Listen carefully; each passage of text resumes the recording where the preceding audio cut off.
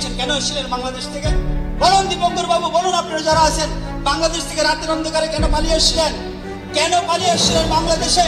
এখানে কি জমি ছিল না?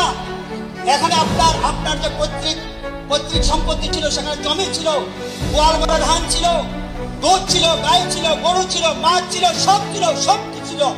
ছিল না কোনটা? কোনটা ছিল না? মনে করুন, ইতিহাসকে ভুলে যাবেন না। যদি ইতিহাস ভুলে যান, আপনাদের পরিণাম ভালো হবে না। ইতিহাসকে স্মরণ রাখবেন।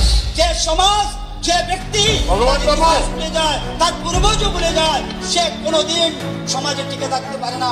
একবার নিজের বিবেককে জিজ্ঞাসা করবেন, বাংলাদেশ থেকে কেন আপনারা পালিয়ে এসেছিলেন?